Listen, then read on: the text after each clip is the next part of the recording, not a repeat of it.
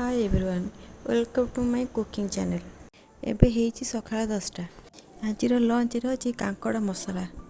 आपण माने भाबुथिबे एथिरे कोन नुवा अछि। कांकड़ भजा तो समस्त करूचंती हेले नाही। मु आज किछि अलगा प्रोसेस रे कांकड़ मसला दे मु भाजीबी। चलंतु स्टार्ट करिवा आज रेसिपी। एठी मु पाखापाखि 250 ग्राम रो कांकड़ नेछि। कांकड़ को भलो भाबरे ता नासी छिड़ेई ताको मझिरे दुई फाळ करे काटी दबा।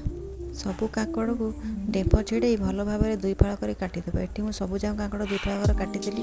तापर मझिरू ता मंजी गुड़ाक आम गोटा चामच साहाय्य ता मंजी गुड़ाक सबू जाक काढ़ीदेवा। आपण मैंने चाहिए कांकड़ को बॉईल कर सारापर आपण मंजी गुड़ाक काढ़ी पारे। बॉईल करके काढ़ले अति सहज भाव में मंजी गुड़ाक काढ़ी जाए। हेले मुझे बॉईल करने पूर्व सब मंजी गुड़ाक काढ़ीदेली। आप चाहिए सेमती भी काढ़ी पारे।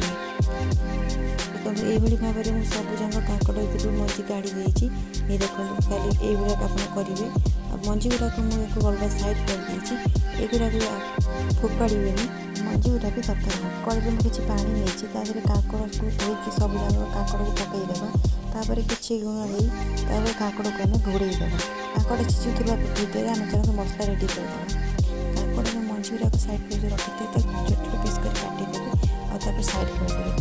ये रेडी कर मसला मसला मुझे किसी कटा पिज 5-7टा रसुण किसी जीरा और गोटे कंचा लंका। आपड़ जब चाहिए सोरिष भी आड करेंगे। मुझे सोरिष आड करना गोटे मिक्सिंग जार ने जार सब जगह मसला को आप ग्राइंडिंग करदे। ग्राइंडिंग हो सारा पर साइड करदे।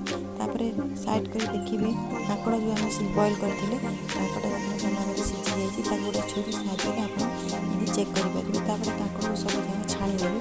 छाणी मसला कषे गोटे कड़े किसी तेल ना किसी 5 फुटण लंका फुटे किसी पिज भाजवा। पिज किसी लाल होगा आम जो साइड कर रखी कांकड़ मंजी गुड़ा किसी पकईदेवा। किसी समय भाजवा। कांकड़ मंजी किसी समय भाजीगला आम किसी मसला देदेवा। हल्दी और लंका गुड़ा आम आड करदेवा। आड कर आम पुणी किसी समय भाजवा। मसला कांकड़ मंजी किसी समय भाजी सारापर आम बाटिक रखी मसला को आड करदेवा। मसला को आड कर सारापर किसी समय आम भाजवा। मसला भल कि कषिला किसी भाजवा किसी लुण भी आड करदेवा। मुझे लुण आड कर तो मन नाला।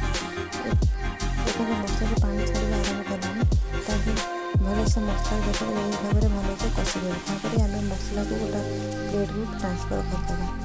मसला को किसी समय ठंडा हाँपी छाड़ा। ये ठंडा हाँपी छाड़ी तापर कांकड़ मसला पूरा को आम आड करदेवा। देखो यही भाव में सब जाक कांकड़ धीरे कांकड़ खोल भितर मसला केमती आड करदे। देखो यही भाव में आड करदेवा। आड कर आड कर सारापर गोटे थालिया को ट्रांसफर कर देछि प्लेट को। कड़े किसी तेल नहीं सबू जाक कांकड़ को एमती गोटे गोटे करी छाणीदेवा। तेल धीरे कांकड़ जमी बुड़ीकी रोथुपर एमती एपट सेपट कर बहुत केयरफुल एपट सेपट करके न्यूटपट कर भाजबे। एबे देखो कांकड़ भाजी गला। तापर मुझे बेसी समय तक भाजबेनी नहीं तो कांकड़ आम पिता लगे। अल्प किसी डीप फ्राए कर काढ़ीदेवे। देखो भजा आपको देखुँ केते सुंदर भाव में भाजी हो जाए।